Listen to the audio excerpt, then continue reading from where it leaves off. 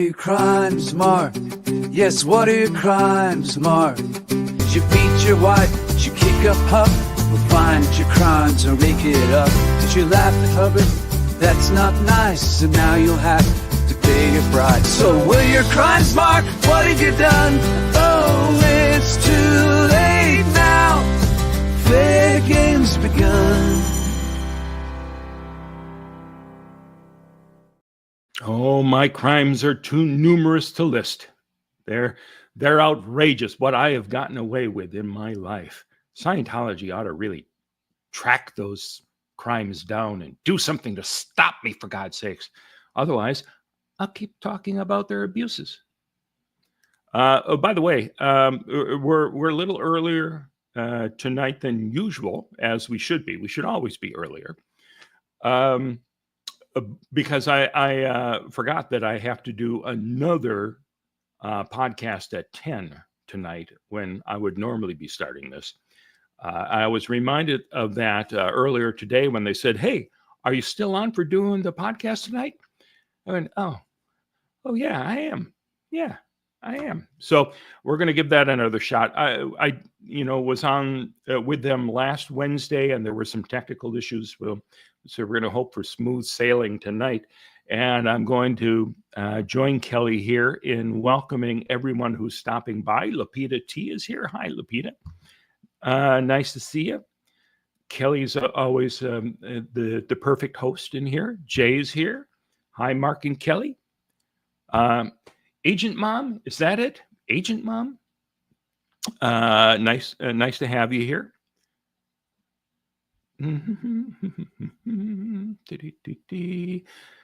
Jay loves the early live. We'll see if we can do much more of that. I have in the past said, there's so many people going live throughout the afternoon and evenings. Maybe I should just go later. Screw it. Let's just take away their audiences, for God's sakes. Hank is here. Hank Tour Niner, praise Zemu. Zemu.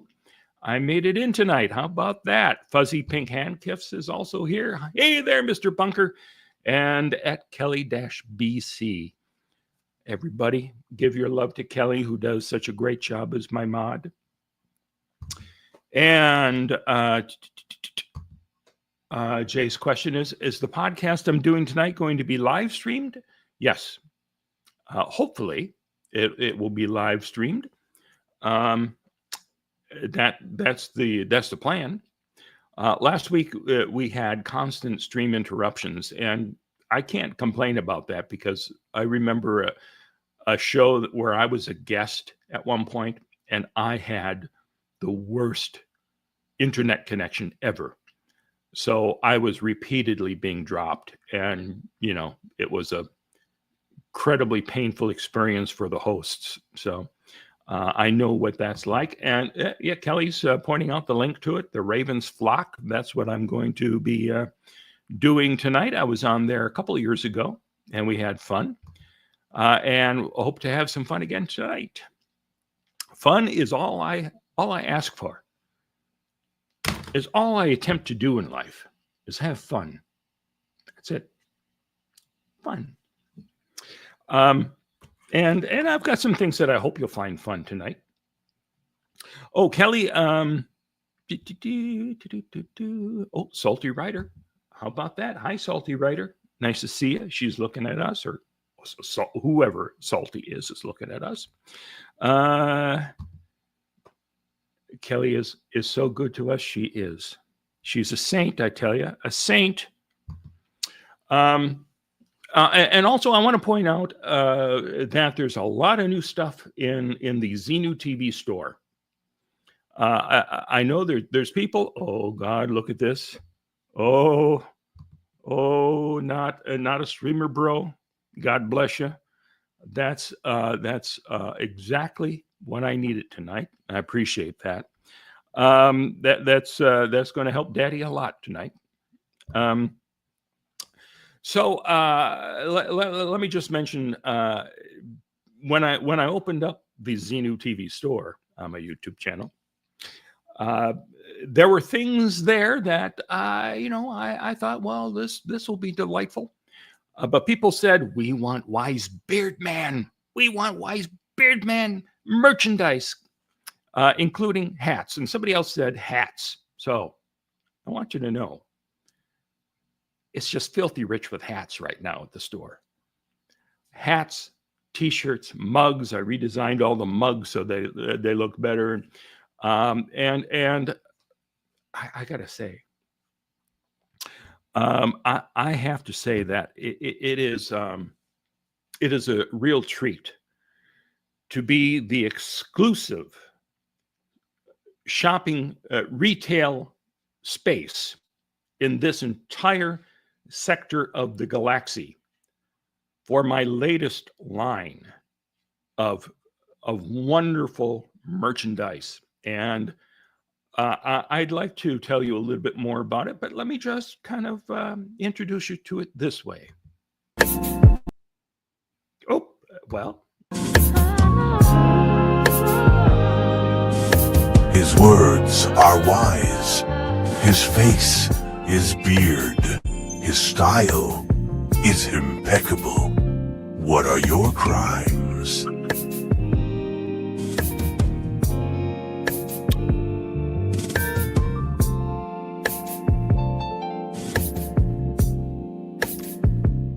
There you go. The Crimes Collection from Xenu TV. This is the only place in this sector of the galaxy where you can get that. Oh, what am I? I got to get back here. Boom. Thank you. Forgot where I was there for a moment. So, if you're interested, we've got Wise Beard Man shirts. We've got hats. We've got What Are Your Crimes hats. We've got lots of stuff popping up here. And it's the perfect gift for any occasion. If you don't want to just treat yourself, whether it's Valentine's Day, a little late for that, I know. March Madness, is that something? Whatever it is, spring fever. If you got spring fever and you want to celebrate that, merch is available for that. So there's stuff here that I wanted to play for you. Let me go back here and just taking a look here at the comments. Oh, look, good buddy Never In is here. Hello, Bunky and chat from Louisiana. I wave back to you. Joe says, I always have trouble with Fourth Wall and USPS. I'll have to grab a membership instead. Well, I'm sorry to hear that. I looked at all the different stores that were out there, and it seemed like the one that was the most responsive and had the best reviews was Fourth Wall. So I hope they come through. Let me know if anyone does get anything through them, how it goes. Hoodies. You also need hoodies? Okay, we can whip up some hoodies. What do you want? Wise Beard Man hoodies? What are your crimes hoodies? I can have the Venusians that are filling up the, I go to Venus for the, cheap, it's cheap labor there. So I've got them slaving away, creating things. Don't tell the authorities, though. I don't want them shutting down the Venusian sweatshops. Because really, I should be better. I know I should. Yes. Yes to the hoodies. All right. So I want to play a radio show for you tonight from 2008. But before I do that, I had mentioned in one of the last streams I did that when I did my closing comments on the Clearwater City Council, we had 3 minutes in order to get our message across. And Mayor Hibbert complained that I was taking too long. It's supposed to be 3 minutes, no more than 3 minutes for these comments. So I went home and took a look at, and this is the one he was complaining about, I think. I went back and looked at how long it actually was. It's 2 minutes and 59 seconds. And I think I crafted a fairly strong message for this night. And this was at the point when Miscavige wanted to meet with every single council member to talk about his plans for downtown Clearwater again. And it was made known to me that, oh, that didn't include you, Mark. He wants to talk to every other council person except you. So I made that point in here. Let's take a quick listen to this, if you don't mind. Here we go. Before the vote on the Bluff properties, Scientology's leader David Miscavige said he was non-committal on yes for Clearwater, or asking other folks to vote yes. And now that the votes are tallied, it appears that the only precinct in the city that voted more no than yes, the one district that's heavily packed with Scientology Sea Org members. That may be a coincidence, or it may be a reminder that David Miscavige's goals are not the same as the city's. Yeah, we need to deal with the fact that Miscavige orchestrated the secret purchase of much of the downtown to use as leverage to get what he wants. I understand that some sort of land swap will likely come before us soon, and we'll all weigh the benefits of whatever deal is offered. But I continue to urge that Miscavige needs to come through first with actions before we give him any reward. Now, the exciting news is that Miscavige plans to meet with every one of us on the council to personally lay out his plans for the downtown. And that's likely to be a rehash of what he presented back in 2017 when the council said no thanks. I'm sorry. Did I say he was meeting with everybody? Oh no, he's not meeting with me. He's meeting with everybody on the council except me. Miscavige is too frightened to sit in a room with me. The same way he's frightened to come here to the podium and do a presentation for the public. And this is a man who's the head of a multi-billion-dollar conglomerate whose entire sales pitch is, we make the able more able. Where costly classes in auditing promises to raise you from Homo sapien to Homo novus, new man, according to L. Ron Hubbard. And Hubbard said communication is the universal solvent. And he also wrote that which a person can confront, he can handle. And the first step to handling anything is gaining an ability to face it. But David Miscavige can't face me. As the leader at the top of this enterprise delivering 100% standard tech, he is admitting that the tech does not work, at least for him. He can't confront me. Now, I'm not afraid to sit down and talk to Miscavige, but he won't speak to anyone who understands how the organization is run and what type of leader he really is. I look forward to hearing secondhand what Miscavige will allow to happen with the properties that he controls, but it's worth pointing out that sometimes when you pull back the curtain, there's a charming carnival huckster who just stumbled into being the Wizard of Oz. And sometimes when you pull back that curtain, you got Norman Bates dressed like his mom with a knife. And I want to remind us that Miscavige has stabbed us in the back already several times. Thank you. 2 minutes, 59 seconds. And I fit in what I thought was a fun movie analogy. And I hope that came across to people. I know there was another one I did where I talked about, we're talking about garish lighting in some of the storefronts in town, and should we restrict that? And I kind of pointed out that, it was, in It's a Wonderful Life, the way you could tell the difference between Bedford Falls and Pottersville is the lighting. When it gets neon and garish, and then you're in Pottersville. So lighting does have a big impact on a community. Let's see. Damn, says Joe. No wonder they wanted you to end the speech so soon. Yep. They did not care much for that. Oh, look at this. Not a streamer, bro. Thank you. That's awfully kind of you. For leading by example and constantly teaching how to confront with eloquence. Thanks.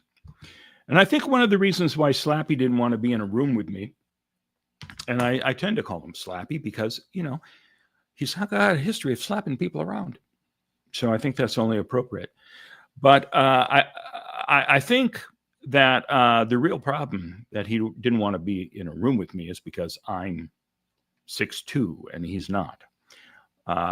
And Jeff Jacobson, several years back, created or ordered a life-size David Miscavige stand-up, and I had that sitting here in my apartment for years. And for a while, it was in my council member's office. Not long. But, when I stand next to that, I tower over Slappy. So I think he just could be a little worried about that. But really, I can slouch if it make him feel better. I'm happy to meet him, and I'll just kind of duck down. Anyway. Let's see. Kenny, hi, Mark. Doing such a great job tonight. God bless you. I appreciate that. Awfully nice of you. Their confront is really weak, says Rika. Yo, oh yeah. And when Joe said Bunker was on fire, Itzel shot back with is still on fire. I do my best. And by the way, I'm not going to name any names here, but I did not do a stream in the last couple of days. We had a team of really high-profile YouTubers come in to do something on Scientology 2 days ago. And I joined them for that. I showed them around some of their properties, and they wanted to see if they could get into some of the Scientology buildings. And I explained, well, it's not going to be easy. Your best bet would be just going into the Welcome Center and checking that out. If you try going into the Fort Harrison, there's somebody at the door who will stop you. And I said, well, there's a whole bunch of, front groups like WISE and Criminon and all these places on Fort Harrison. You should be able to go into any of those if anyone's there. So they started with the Welcome Center, and I stayed back in the van. I didn't want to alert them that Bunker was helping out these folks do a piece on Scientology. So I stayed in the van, and they went in and had their cameras rolling, apparently. And it did not go smoothly, but it should be interesting to see because the police were called, and we got visited by a whole bunch of police cars again. And Clearwater police were terrific. They just said, come on. They're just saying that you're trespassing, so you'll need to move on. And of course they did. The group was very respectful. Also, they got a lot of good drone footage, including over at Hacienda Gardens.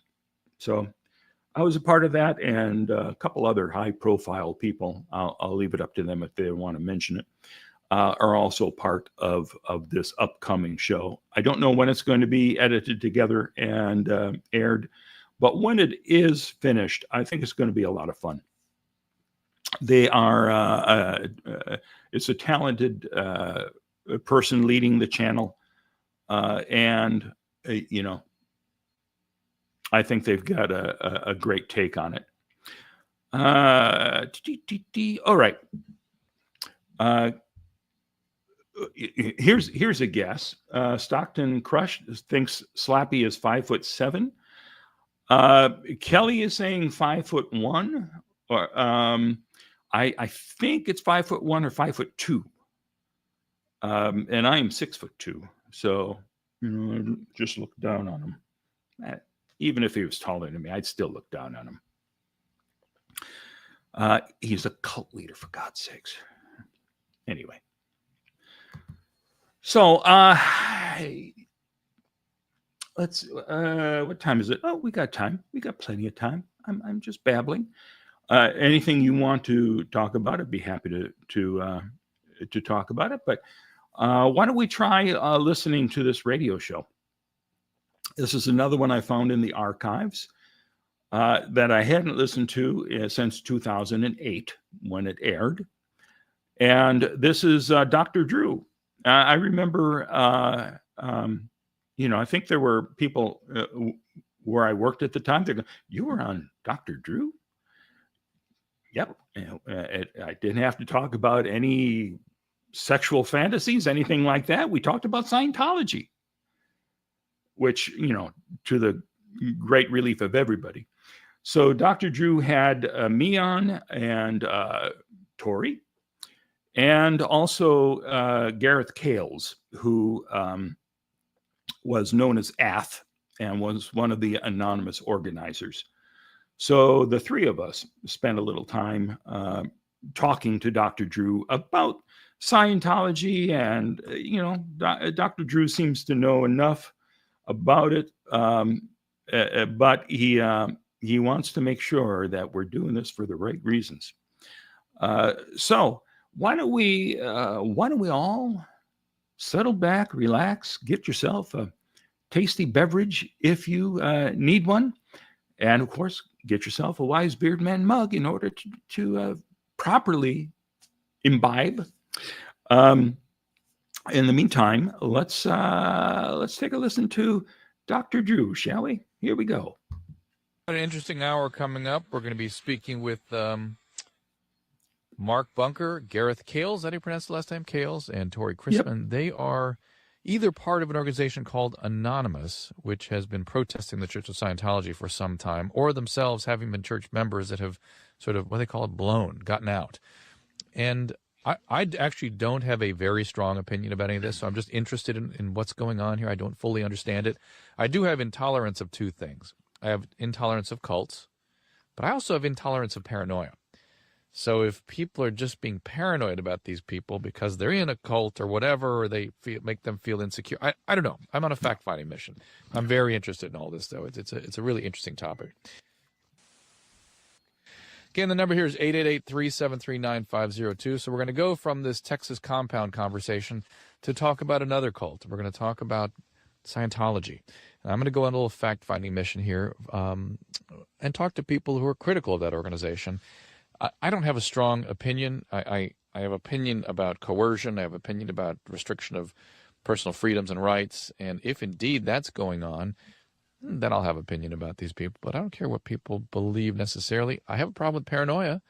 And if I find that our critics here are in fact paranoid, I'll have a problem with them too. So we'll see. What are you here for? My name is Mark Bunker, and I'm here because... I didn't get your name, I'm sorry. Mark Bunker. I have a website called zenutv.com, and it's a place where you can watch video from around the world of different broadcasts from America, from England, from Germany.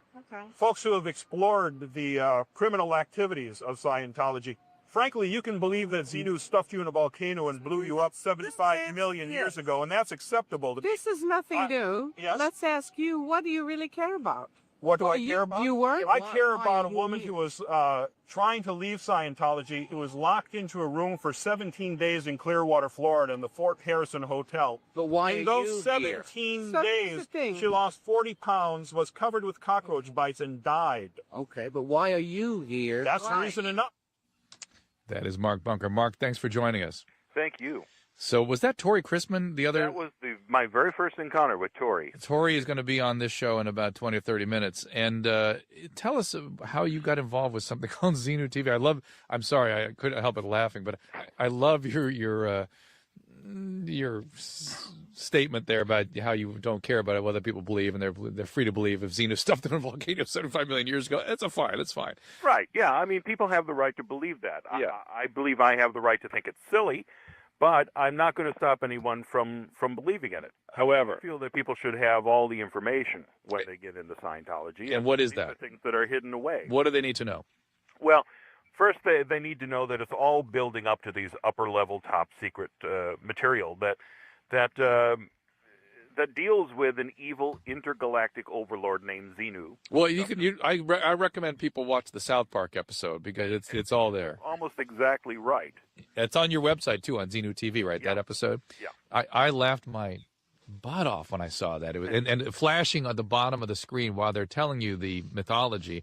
It's flashing up there. This is what they actually believe, Right? Which is kind of funny. Here's the tricky part about it, though, because if you talk to the rank and file members of Scientology, they will tell you, no, that's not what they believe. And for most of them, it's true, because they haven't reached that material yet.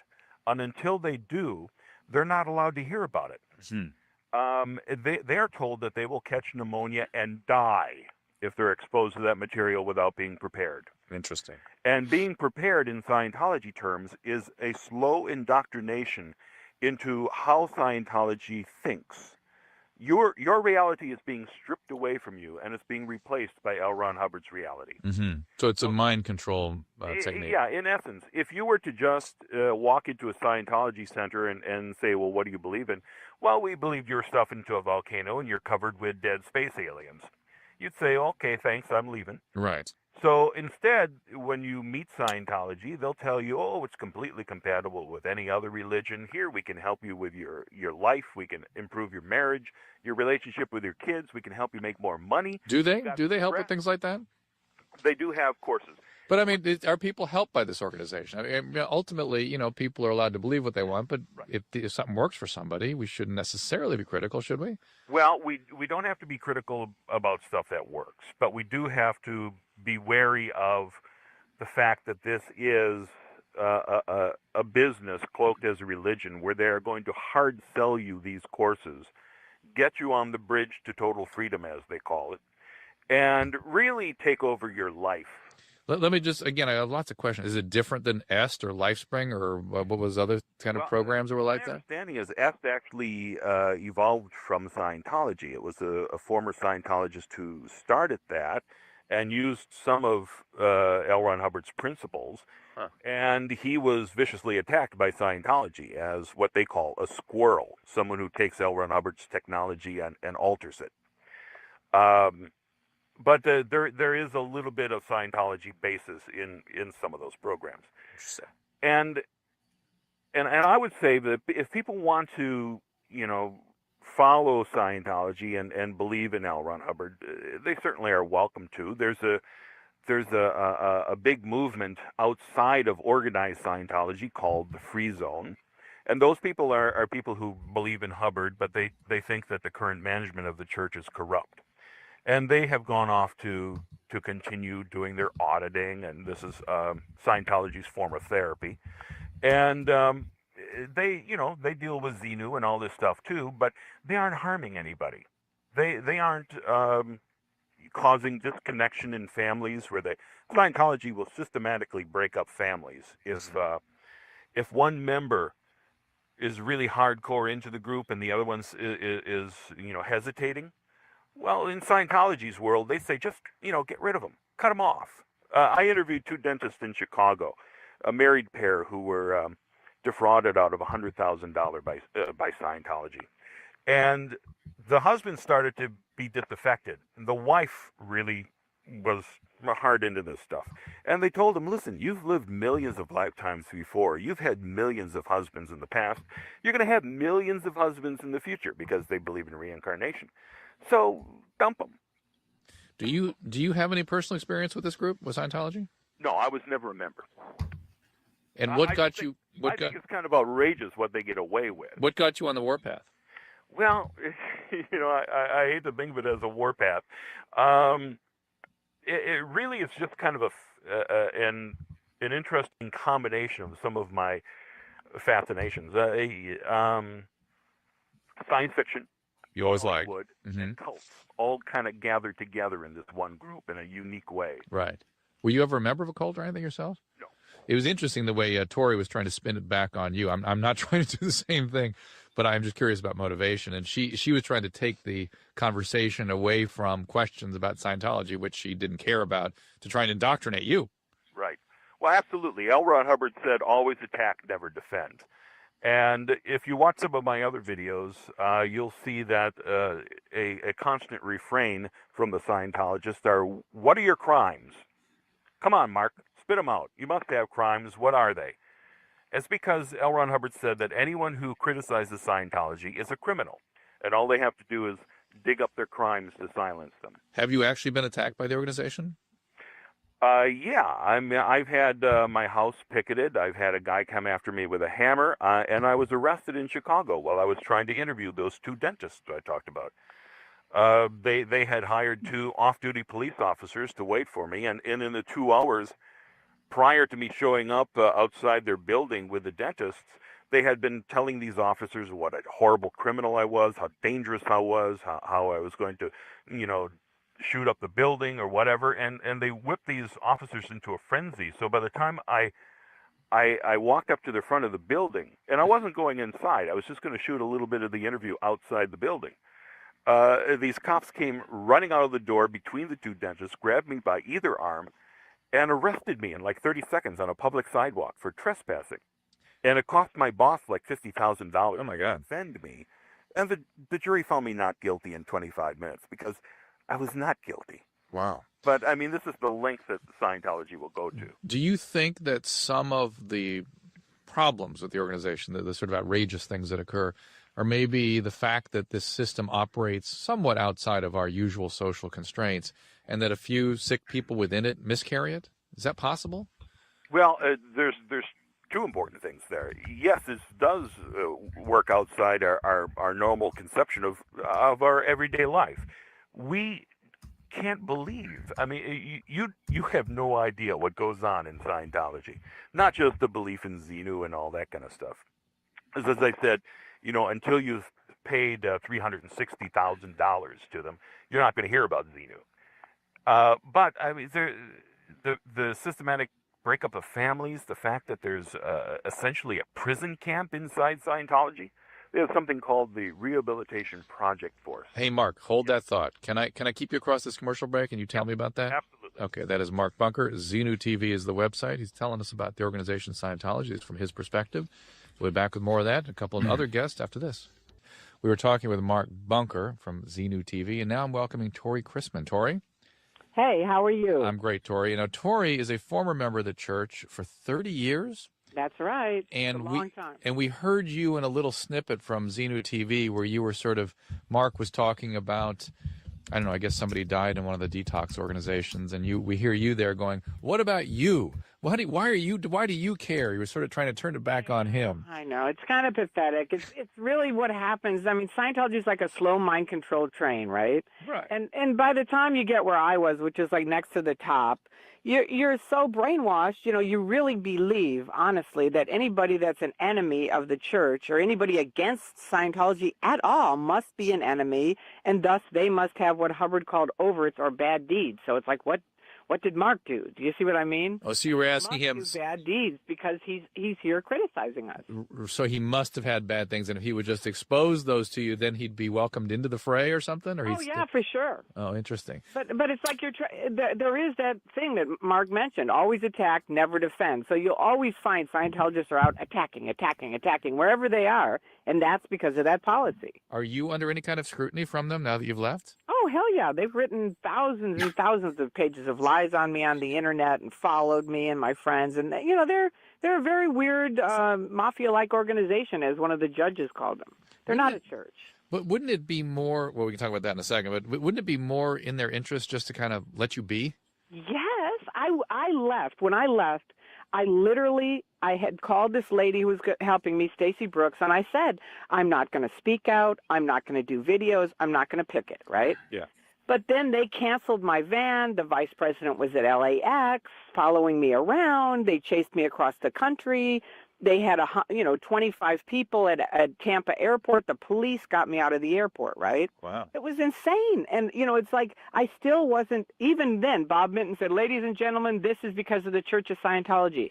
I put my hand over his mouth, said, don't say that. It's my church, right? Right. Right. I hated Miscavige, who runs it, who's a complete jerk. But I still felt like I was for Hubbard and the tech. I mean, since then, they've picked at me enough. I finally said, hey, I have a voice too. And I've been speaking out ever since. Did you see something in those upper levels that they were concerned about? No, what I saw was they included me, and I just talked to someone who was from the RTC, which is their very, very top thing that they work with Miscavige, and she's out now, and she said, you know, they said to me, you were doing this Office of Special Affairs, which is their PR/legal group, and really dirty tricks. You were doing this program, and it flipped. You know, it's like it reversed. It didn't work, and that's why you're out. And that's kind of true. I mean, they had me in this top secret mafia opening up phony accounts. That's why you say paranoia you're against. But I can give you many, many examples of things I was part of that were really dirty tricks, but you don't know it. Oh, hold on. I'm sorry. Didn't mean to get that in here right now. Just trying to get it ready. So let's go back to radio show. Oh, Boom. you as somebody inside perpetrating these things. Well, I was out opening up phony accounts, but I trusted my auditor. He said, Tory, I would never do anything illegal. And it really isn't illegal, but it's immoral. Do you see what I mean? I was opening up phony accounts. He wouldn't tell me what for. This is why I woke up. I finally went and looked on the internet, and they have all the Scientologists terrified, so they won't look on the internet because all these evil people are on there, right? And you'll be infected by them or something? Yeah, exactly. And so they won't look. But I finally thought, I grew up in Chicago, and I thought these guys are starting to act like the mafia, right? I better look at what I'm doing. And I went on this news group, and they had all these baking recipes. Like let's say you're an ex-Scientologist, and you're saying Scientology sucks, right? Right. And they'd change your words to, this is how you bake brownies. And, you know, they had all these baking recipes because their view was if you could drive some hot topics down off the first page, no one read the second page. Oh, interesting. Now, there was a report in Vanity Fair about a couple, Teresa Duncan and Jeremy Blake, that sounded like acutely paranoid about Scientology and ended up killing themselves. Are you aware of that story? Vaguely, I didn't know them, so I don't really want to speak about it because I don't have. To me, that just seems as people with mental illness that started becoming paranoid about Scientology. I mean, they would. No, Scientology drives people insane. That is true, and I mean, I'm not paranoid. I've watched people kill themselves. My son, well, you know, a dear friend of mine shot himself to death. One of my family I knew, their son hung himself. But these are guys that left Scientology and. No, they didn't leave Scientology. Oh, those people left Scientology. Well, no, I'm imagining all the mind control in their head. But again, these are not mental health professionals. These are people that are vulnerable to these kinds of cults already, and so they might have some mental illness that goes unchecked and unnoticed. And for some reason, they're exacerbated by the experience. I'm going to tell you this. I've spoken with academics who study cults. Yeah. And they've said over and over that what you just said is not true. Not that there aren't some people with mental illness, but cults by their very nature are very isolating. Yes. Cut off your family, your friends. And often people in cults are very smart people. They are looking for something higher than regular life, right? Yeah, but oftentimes. That's what the academics have said. Yeah, in my experience, as a deep. People that were in the wrong place at the wrong time. That can certainly happen, but in my experience, it's also people who feel deeply empty because of deficient. Well, my experience. So, well, okay, you were there. I mean, I'll take your word for it. I'm just telling you, I know a lot of people who got in who had very rich lives. You know, doctors, dentists, all kinds of things. Who they suck in, and they think, oh, okay, yeah, I can double my income. I'll join.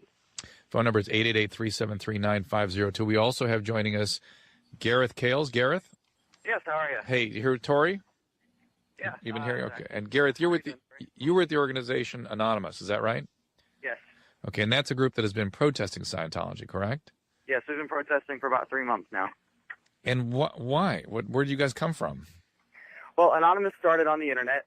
There are a number of websites that are involved with us, and at one point, the church decided to censor a video that went up with Tom Cruise, and that sparked our interest. Where did that come from? Who released those videos? I have no idea where the video came Tory, do you know where those are coming? I know where they're coming from. Let me break in here a minute. I was the one who put the Tom Cruise video on the internet, and we'll do a whole stream about that at some point. There were a lot of people working behind the scenes who got the videotape to me, and I was the guy who could capture video and convert it and get it on the web. So I I did that last part of it, so I don't want to, take all the credit here for it. Just that it was kind of cool that I put that online specifically for journalists to be able to access it as a book about Tom Cruise was just being released, and there were all sorts of questions about Tom Cruise. Is he really in charge of Scientology? Did they? Wasn't there something about Tom Cruise being cloned, or I don't know? It was all sorts of stuff like that. So I put together a little blog answering questions, and I put the video on there.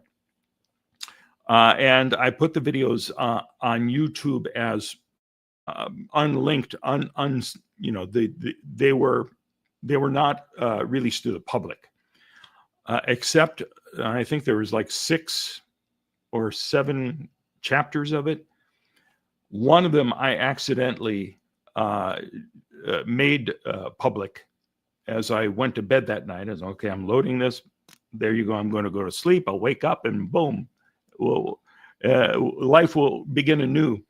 What I didn't realize is that immediately the video was up there, and I thought, I don't want to ever put any Scientology stuff online that's copyrighted, because that's when Scientology goes after you when you use their copyrighted material. So I freaked out because Gawker was the website that first announced or posted the video and said, "Oh my God, look at this Scientology video," and we don't know where it came from. And Mark Ebner in the comments there, "I know it came from Mark Bunker." And I went, "Oh no!" So I took the video down off of YouTube because Ebner outed me. And then immediately everyone on Gawker was going, "Well, that didn't take long. Scientology got that video removed already."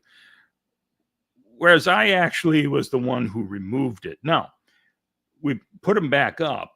When I said I went, I decided, to put it back up there after getting calls from people like Ebner. And and Mark was running another copy of the video over to somebody else to put it online.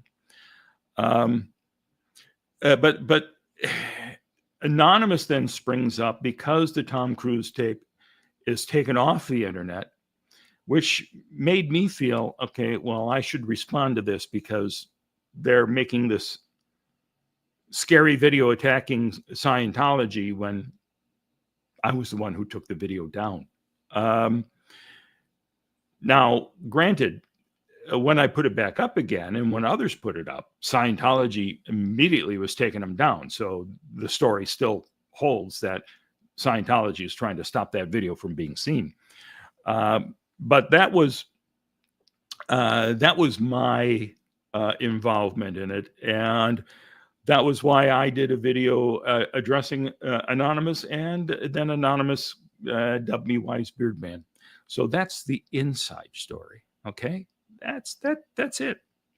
And there's probably much more. I wasn't planning to talk about this, but there you go. So let's get back to Dr. Drew. Boom. From? I don't. They were just leaked out. Is there somebody inside that's sort of trying to do harm to the church, do you think? I don't really know. I think probably somebody who, wants some, the top executives in Scientology are locked in a room. Someone left the top part where they are, and they've been locked in a room since 2000. So some people obviously have a message to get out. And our experience with it so far is that there are a few people on the inside that are egging to get information out. Like, they can't leave, but they want to do enough. They want to do enough to make it so that the church starts to go downhill, so that it'll be easier for them to get out later down the road. Okay, guys, I'm going to ask you to hold on a second, can you? And we're going to take a break. And Gareth, then I want you to tell me what Anonymous is, where it came from, why do you care? Because I understand why Tory cares. She was in there, and she still seems pretty even and dispassionate about this. You're going on with your life, right, Tory? I have. have. Yeah. You know, I lost all my friends and my husband of 27 years. well, so, well- you know, I have some passion about it. Okay. All right. We'll talk more about that after this commercial break. As I've told you guys, paranoia makes me unhappy, and Scientology is an object of paranoia many times. Cults make me unhappy, and so, you know, I worry about people getting caught in cults. Let me ask about Anonymous. Where'd they come from, Gareth, and who are they? Why do you care? Anonymous, like I said before, it's made up of a number of websites on the internet. Previously, we've just done simple things like go after pedophiles, turn them into the authorities, that sort of thing. But recently, in January, the church tried to censor something that was on YouTube. This sparked the interest of a number of us because we're very anti-censorship.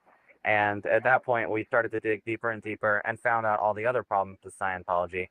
And at that point, you don't mess with YouTube, which is what they did, without getting our attention. And so once they had our attention, we found out all their other crimes.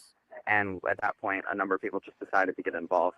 Let me take a quick call from somebody in Boston who has a question for you guys. Adam, Yeah, you have a question for Gareth? it's an honor to talk to you. I've been listening to you for a long time, and I'm glad you're tackling the subject. Well, I'm not tackling it, guys. And by the way, I would be happy to hear from the other side. We just can't get anybody to talk about it.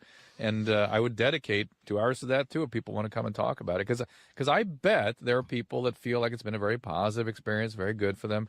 But there seems to be an ugly underbelly somewhere. So, Adam, what's up? Well, I'm sure there have been people who've been helped by this, but that's not, we're not attacking the religion. We're not attacking the people. We're attacking the corporate greed behind this, what they claim is a religion. Okay. And I just wanted to talk to, Tory and Gareth would be perfect. I wanted to talk about their policy of fair game, which they attack critics, try to set them up with fabricated crimes. Like in the 70s, there was this author named Paulette Cooper who wrote an expose about Scientology. And she was framed with a bomb threat. And they took her to court, drove her crazy. I think it was a 5-year trial. And Gareth was also exposed. He was protesting anonymously. They found his name. And another guy in LA was just charged with criminal conspiracy or something like that. All right. Well, let's hear what they have to say about this. Gareth? Honestly, I couldn't hear a word he said. Oh, all right. He was talking about a writer that was exposed for a sort of set up with a bomb threat, and then YouTube being exposed or set up in some way or framed. Something like that happened to you? Well, I can tell you that there have been a lot of claims by Scientology that we've been making bomb threats and everything else, which we haven't done any of. In fact, there was one in Clearwater where they had the police detonate some backpack that was left by one of their churches. So if you know anything about their churches, you know that they have cameras all over. They've never found anybody. The church has a very long history of trying to set people up for. And Radar, the online magazine, and also as a hardcover version of this now, a paper version, you did a long story with them as well, did you not? Yeah, I assisted with that article. And Tory, you mentioned before the break that you lost a lot of things as a result of leaving the church, or as a result of being in the church? No, from leaving. One of the biggest abuses they have is a thing called disconnection, which we're actually having this weekend, this Saturday, Operation Reconnect, where we're trying to get families to reconnect. But they literally declare you suppressive, like I'm declared a suppressive person. No one's allowed to talk to me. If they talk to me, they're declared suppressive, and they'll lose all their friends and their family. In the church? Mm-hmm. And so your friends... I lost my husband of 27 years. Is he back still in the church? Yeah, he was born in the church. His parents were in 1950. Uh-huh. And one thing I wanted to tell you, Dr. Drew, if they won't call you, I'd be happy to do a show telling you what I would have said that was so great and how I feel about it now, because some of the things I still think are good. Like what? Give me an example. Well, I love their communication course. A lot of the critics don't, but I do. They think it's hypnosis. I dug it. I thought it was a good course. What was it? It's these little drills on communication. A lot of people can't face another person. They don't know how to acknowledge. I mean, you run a radio station. You probably say things to people and they just sit there. Whereas in Scientology, they teach you to say, I got it. Thank you. Interesting. And was that all directly from L. Ron Hubbard's mind, or is that stuff that's evolved since? Nah, he was pretty good at ripping off people. Almost everything that was a big shock to me, but I've been with people who've shown me stuff that was written exactly what he took. Do you see what I mean? He just copied it.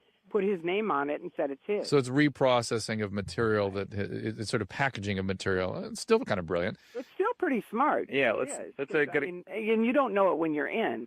But that's the main thing, disconnection, and then there are abuses, like this gentleman was talking about fair game. I mean, I don't care about the Xenu thing. It is the only reason I care about it is because they lie about it now and say, oh, it's just science fiction. But, it isn't. It's exactly that South Park show is what Tom Cruise, John Travolta, what myself paid for. That's it. We have another question from Dave. What's up, Dave? Well, I've actually been learning a lot about this over the past few months. Up until then, I was under the impression that Scientology was just kind of another out there religion. However, I've been seeing online a lot of alarming stories from ex-Scientologists, and one of the things mentioned numerous times is these detailed files that the church keeps on some of its members that includes like past sexual history and things like that.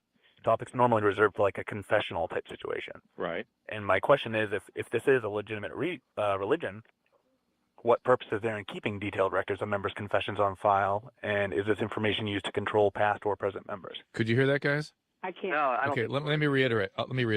What he said was that he'd been educating himself about this, and he understands now that there are these very detailed records kept about people, particularly about, very personal histories, sexual histories, that kind of thing. Yeah. And the question is, why do they hold that? Why do they retain that information? Is it used coercively, or is it? And if indeed it's a confessional information for purposes of use within a religion, isn't there sort of an ethical protection to that?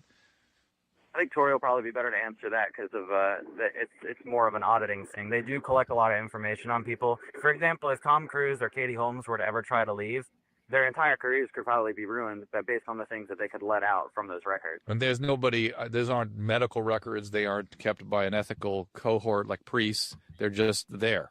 Okay, let me just answer that because Okay. I was in when they changed this. Okay. Originally, it was the science of the mind, right? It wasn't a religion. Then Hubbard said, if you want to make money, start a religion. So he started Scientology. That's how Dianetics evolved into Scientology. Wait, hold a second, Tori. Science of Mind was originally Scientology? It was Dianetics, the modern science of mental health. That was the first book he wrote in 1950. And then in 53, he said, if you want to make money, start a religion. So he started Scientology soon after that, which is a religion, supposedly, right? Right. But me, in the 70s, they realized they were getting sued, and they realized, wow, we got to get the money out of the organization, or this guy's going to take it, Larry Wallerstein. So they switched all the corporations around. We all got it. We literally became ministers in 1 week. We all had a group ordination. Now you're ministers. Every folder is stamped priest penitent privileges, and that was a legal thing so that the courts couldn't go in and prove they were doing OT3. They were trying to hide that from the court. What's OT3? Suing them. That's the Xenu thing. Okay, yeah. And this was before Xenu came out, so they were trying to hide the Xenu story, so it was priest penitence, thus nobody could look into it but a priest, which they're so far from that. It's but that caller was asking about the detailed sexual histories and personal. They keep detailed things of all the auditing. They say it's because they have someone called a CS, which is a case supervisor, who reviews every session to make sure you do it standardly. Hubbard created a thing called keeping Scientology working, which was a thing where you had to do everything per his codes and his rules, right? Yeah. So they're checking to make sure you're doing it standardly. So it sounded logical, right? Yeah. But it does end up when you're out, they are using stuff against you, posting stuff, saying stuff, that kind of thing. And there's nothing to restrict them or restrain them. They have no internal ethical standards, and there's certainly no legal. They do, but they don't. You see, the tricky thing is this. Scientology is a dichotomy, inside and out. They sell freedom, they enslave people. They sell communication. Not one of them will talk to me or many people. They're trying to stop the media. Hubbard wrote policies on take over the media. It's called target defense. I was part of that. I was the executive director of the Scientology Parishioners League. It was our job to stop black PR. Tori, have you written a book or anything documenting all this? I'm writing one, yeah. Okay, hang on, guys. Can you stay with me? Yeah. Tori, Gareth, thank you. Our appears very interesting. 888-373-9502 is our phone number. That is Tory Christman. She's a 30-year member of the Church of Scientology who's now blown. She's outside of it. Gareth Cales is correct me, Gareth, and when we get back, if I'm wrong, but I think you are a First Amendment champion, and anybody that goes after the First Amendment, anybody that messes with YouTube, as he says, gets the wrath of Anonymous, and I guess Scientology got their attention that way, and so they're off and running with that. And we have your questions. We have more on this topic. Very interesting. And again, I encourage anybody that wants to give an alternative point of view. I am happy to have you on. It's not as though I'm restricting access to today's show, because I do believe it has to be the case that many people have a very positive experience with this, so the thing could not thrive. And as Tory said, when she was inside, it did have some positive. She dug it, as she said. However, there have been some very, very deep costs to all that for her.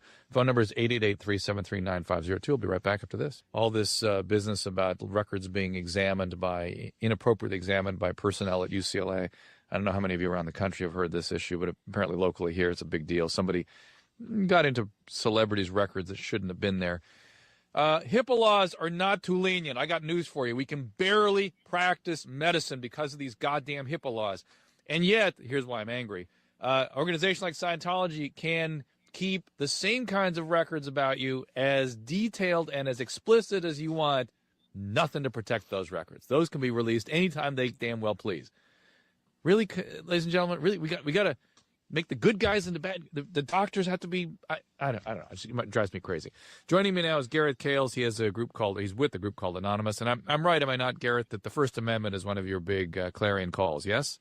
One of the biggest. Okay, and so the problem that the Scientology got into with you is that they messed with YouTube, as you said.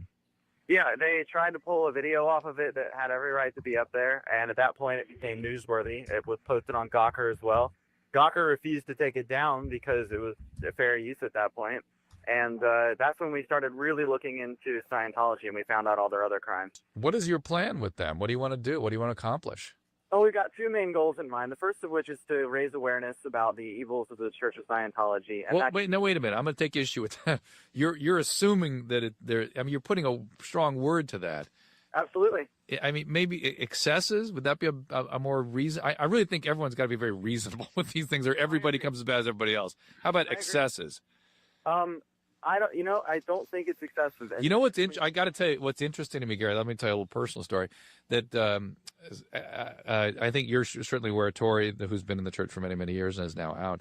Tory, that they have this Narconon organization which treats addiction through various nefarious means. Yeah. I think one of the southwestern states has allowed them to be a main referral source for their drug and alcohol courts. And at first I read that and I was like, oh my God, how dangerous. And I thought, oh, well, maybe they'll come on to something. There's nobody restricting the kinds of things they can do. They can do anything. Maybe they'll figure something out. What do they do in those organizations like Narconon? Narconon is a thing to get kids off of drugs, but it's not very successful. They have a huge repeat rate, and it's also a thing to basically get people into Scientology. It's they have many front groups that don't say they're Scientology, but they are, and they're one of them. We just got them kicked out of the entire school system in California, which they had snuck into. And that is religion. They're under the umbrella of Scientology. Gareth, you were to say? Church and state. Yeah. Gareth, you were going to say something? I'm sorry, I interrupted you. That's okay. The thing about Narconon, and like Tory said with all the front groups, is that they've been a lot of places where they vulture on people. So, for example, just after September 11th, when everybody went out to New York City to volunteer, they sent their volunteer ministers who had no certifications, they were untrained. And actually, if you ask around the fire departments and everything else, they've come out saying that they actually got in the way. And their only purpose there was to feed on people that were in a very rough point of their life and say, well, we can help. And then they suck them in and they get their money. That's what I was going to say. Two things about that, what he just said. Go ahead. Number one, the people that go out there, I was one of them. I didn't go there for 9/11, but I was a volunteer.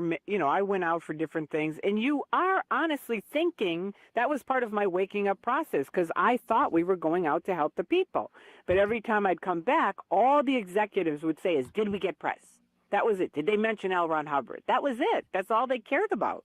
And it was sort of like, to me, it's my analogy is it's sort of like the Truman Show, right? Yeah. Where you're insulated in. But the thing with 9/11, they're totally against psychiatry, right? Yeah. But on 9/11, underneath President Bush, I was on the internet at the time with the critics, and up comes for mental health, call 1-800-for-truth. And I said, that's the Dianetic hotline. And we called Fox News. They took it right off. But it was like, unbelievable. Well, that's very interesting. Now, Gareth, I interrupted you. You were going to tell me what I corrected you in the word evil and said excesses. What are the things you're going after?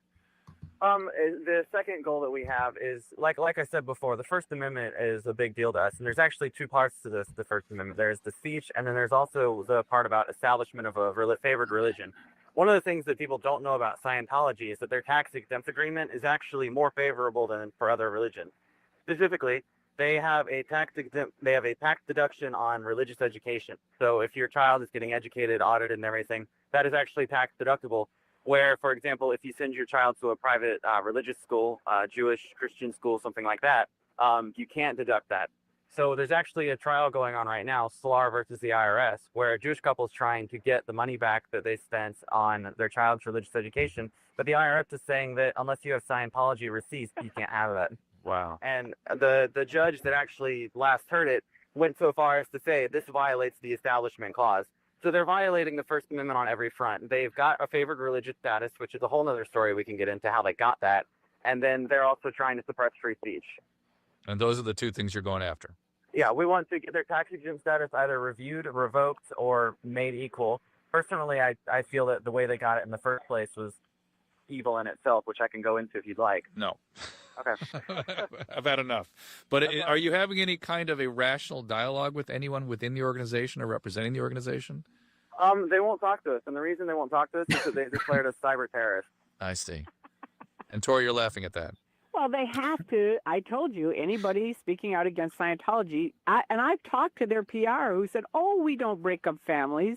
We help families get back together. Now, I was in Scientology. I know that's true. But I also know they break up families, mine included.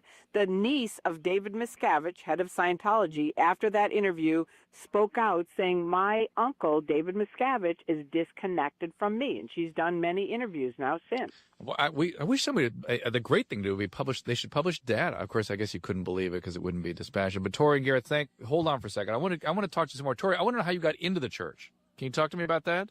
I read a book. I read Dinah. All right, hold on. We got to take a quick break. It's Dr. Drew Live.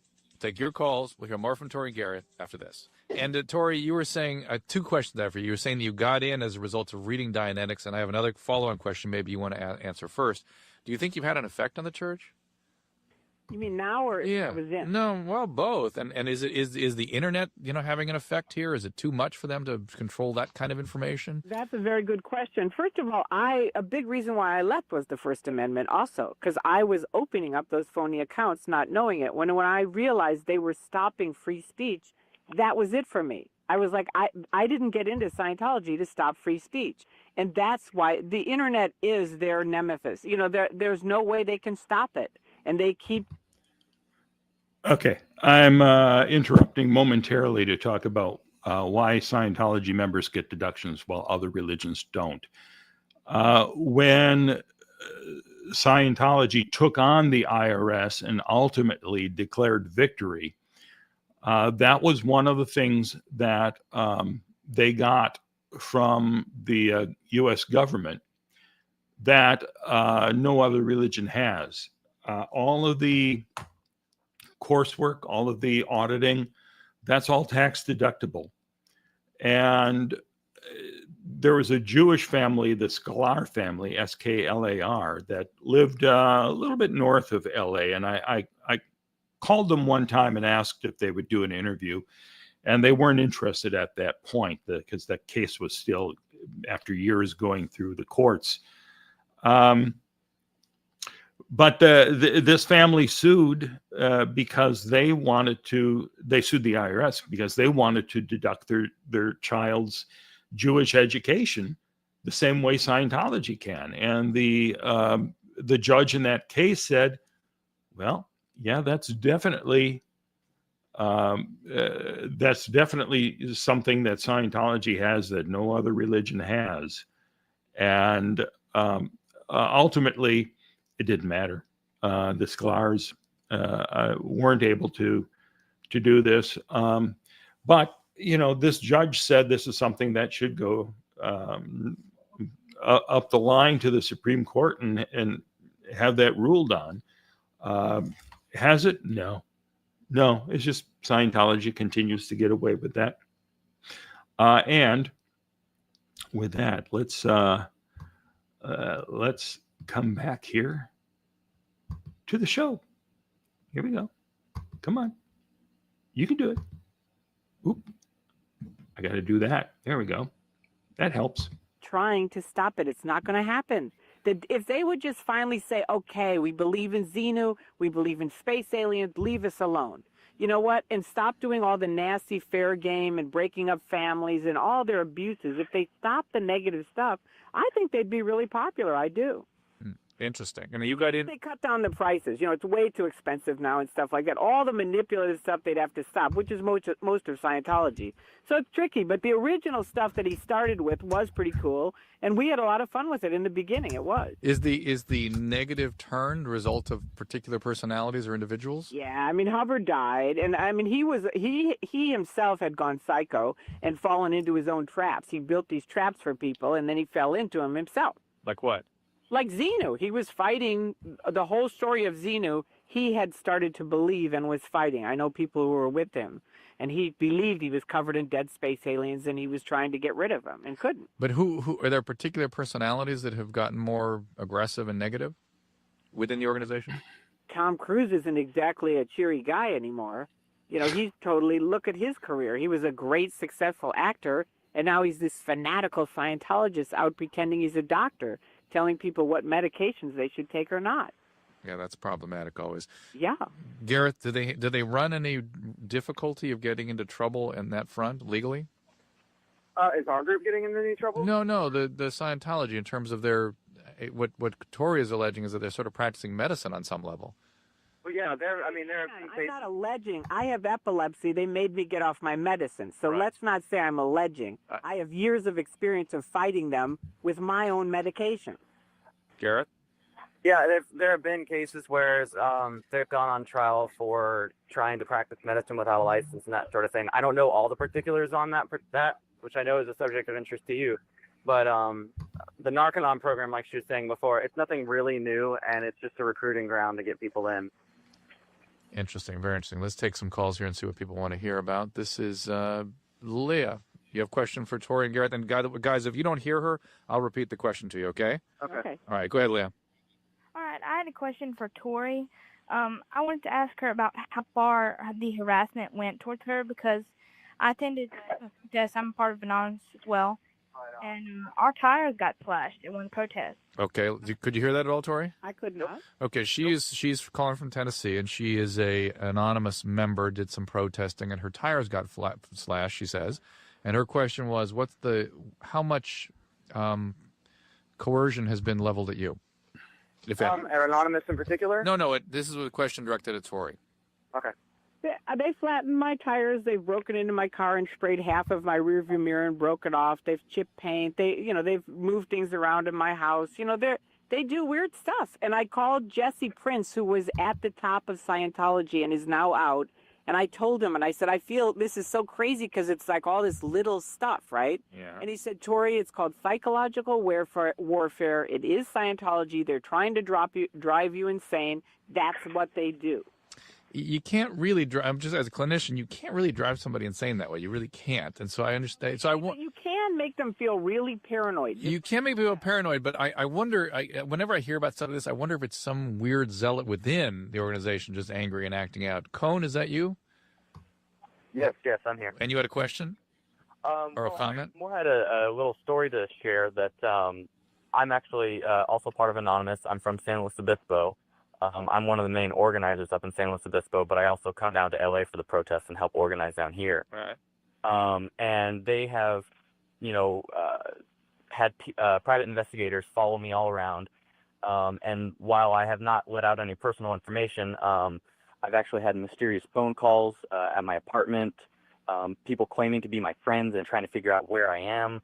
And then about 2 weeks ago, a man showed up to my door claiming to be with the law firms from Scientology and gave me a cease and desist letter saying that they knew who I was. It had my full name, full address, where I went to school, everything like that on it, and said that they knew who I was and that I should stop all my legal activities. And if I didn't, then they were going to take me to court. But Cone, anybody's the totality of your life experience is available on the web for all of us. I got news for you. You pay a little fee, you can find out anything about anybody. So don't be so shocked that they know all about you. I mean, I could look it up and figure that out. But the fact that they take legal action to try to contain your behaviors, that makes sense too, right? I mean, that's what any organization would do. Well, I mean, No. Hold a second, Tori. Go ahead, Gareth. Go ahead. What's that? thank you. Yeah, after Gareth. Okay. Go ahead. What happens is that they're giving these letters to people, and it's basically like, we know you're doing something illegal, stop or we'll go to the authorities. Here's the thing, they don't ever tell you what you've done that's illegal. We aren't doing anything illegal, so why are they doing it? So here's what they'll do. We have some kids that are in high school that have come to our protest, and they'll actually wait at their house, wait for their parents to get home, and then they'll give them these letters. Yeah, they'll give their parents these letters, and then their letters are going, wait, when did you get into a terrorist organization? And so they're ruining people's lives, ruining people's careers, they're showing up people's jobs, and they don't have any specifics. Well, I mean, Gareth, you can sue anybody for anything, anywhere, anytime. That's the way it works in our country. Oh, absolutely. And We're not so- talking about lawsuits here. We're talking about them alleging criminal activity. Interesting.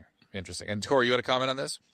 Well, it's just they do create things that harm people. They do. And Hubbard wrote about it, so you can't say it's just weird people. Hubbard wrote a thing called Fair Game, where he said you can lie, cheat, steal, destroy someone utterly if they're an enemy of the church. Now, he wrote a cancellation, but at the bottom of that cancellation, it says this does not apply. This cancellation does not apply to suppressive people. And I can tell you unquestionably they still practice it. And what's a suppressive person? Me. Anybody, all of Anonymous now, because they're enemies of Scientology, they're considered suppressive. And Tori, what if you just faded into the background and sort of looked kind of, with ambivalence at your experience there, some good, some bad, and you had some losses, and you just went on about your life? Could you do that? I'll tell you what, I was going to do that, Dr. Drew. That was my plan. I was just going to leave, right? Yeah. But then they kept picking at me, and I kept talking to all these families who'd lost their loved ones and were begging to talk to their children. And I thought, and they kept picking at me. And I was like, you know what? No, I have something to say. If they would have left me alone, I would have been on my way. But they don't do that. I told them when I was in, you are creating your own enemies. And I've told them since I was out, you are creating your own enemies, and here I am. And they're still doing it to this day. Now they have Anonymous. They had the critics before me. I mean, it was me. The critics came before me. They were like people that are just free speech advocates. Same thing, First Amendment rights, all of us. Guys, we have to kind of wrap it up here. Do you have any last comments you'd like to make? I have one comment to make. Go ahead, Tori. Find out for yourself. You don't have to believe me or App or Bunker. Go on the internet. It's all there. And that is something, ask yourself this, why can't Scientology say, look at both sides? We all can. And Gareth? My final comment is about our picket this Saturday, if you don't mind. April 12th, we're going to be picketing at churches around the world. You can go to youfoundthecar.com and get information on it there. Are other religions or other religious organizations getting in with you on this? Is that what you're saying? We've had some interest, but no, not other religions. So it's a political movement. Yeah, we've got a political thing going on. Okay. And it's churches around the world. And where can they find out about this? On April 12th is what I'm saying, at churches around the world, churches of Scientology, we'll be picketing this Saturday starting at 11. And you can pretty much go to any church in the world and you'll find us this Saturday. All right. Thank you, guys. I appreciate it. Absolutely. All right. Bye-bye. Thank you so much. My pleasure. We'll back more after this. And, it's interesting. I always get a little bit irritated at journalists who get so focused on giving both sides of the argument. I felt their pain there for a second because while certainly Tory and Gareth had very interesting and important points of view, I would like to hear from the other side. I would like to hear what else there is out there. Nathan, do you have a comment about that?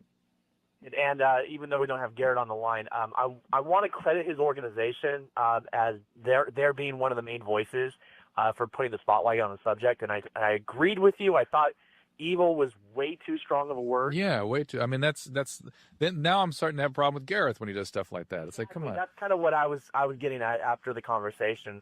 And I kind of knew though that they did use this, this very, rich language for being against them, but I still think that it was to bring spotlight on the subject. So I know I can't fault them right now for saying evil, but at the same time, if they don't tone it down now to have the spotlight, then I have a problem with them. Yeah, it's if you call everyone evil who infringes upon First Amendment rights, we got a lot of people on that list. Yeah, exactly. And so I didn't really think that he was necessarily wrong in what he was saying. Even when he did say evil, but He was overly enthusiastic about their excesses. How about that? yeah, exactly. So But it's interesting. It's something that has, I'm sure, both sides of the argument, and I would dedicate an hour or two to the other side if they wanted to bring it. I have a way of tying this into your show, and Okay. this is I was searching one of Ron Hubbard's wife's names or mistress or whatever else, but it said Hubbard has abandoned his wife Margaret Grubb, and their child has soon left the Navy. As he soon left the Navy, both women allege Hubbard physically abused them. Oh, that's interesting, isn't it? And then here's the part that was quoted in the Times.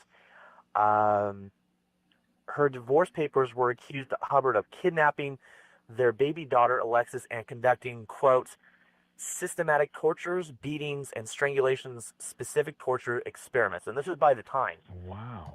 So I have some doubt on who this guy is, and this is if you Wikipedia Sarah Northrup, and this is the information I found. Well, that's really something. Thanks, Nathan. I appreciate the comment. You got it. Very interesting show today. Thank you to those of you that participated. Thank you to Tory and to Mark and to Gareth. I appreciate your participation. I look forward to hearing from the other side if they're willing to come on here. All right. I'm glad that you seem to really enjoy hearing this show. It's a delight to actually go back through the archives and hear these things that I haven't heard in years and put together a little bit of history. Now, somebody asked about Hammer Guy, whatever happened to Hammer Guy, and was he charged for it? I dug up a newscast about that was aired when the Hammer attack happened. And I was hoping to play that, but I've got to wrap things up now to do the Raven's Nest podcast at the top of the hour. So I will do another stream all about the Hammer attack because it was quite fascinating. And I'll dig up some more footage from that as well that I've got buried somewhere of some of the aftermath of it. But essentially, Hammer Guy paid a price, but in a surprising way. And we will talk about that in that stream. I want to thank everybody tonight who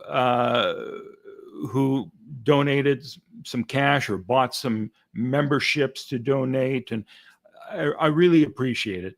I got a little cash crunch right now, so your help is definitely appreciated and needed. So if there's anyone else who wants to go to any of those links that I have on YouTube to PayPal or Venmo, or if anyone wants to contribute some more, that would help me out enormously at this time. And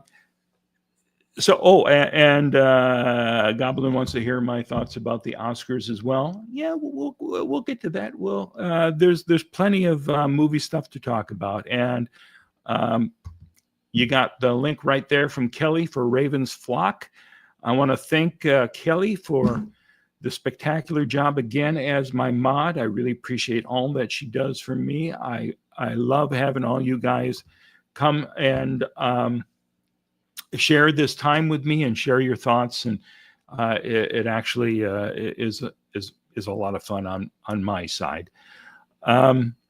So I will leave you now and try to get back to you tomorrow.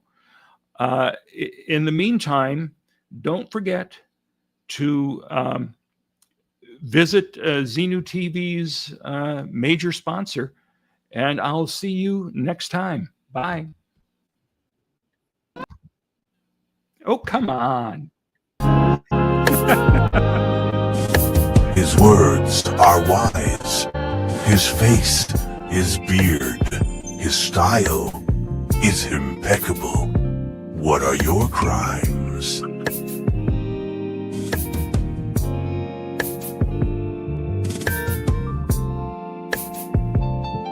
What are your crimes, Mark? Yes, what are your crimes, Mark? Your crimes are hidden, they should be seen. Spin all out, Mark and just come clean.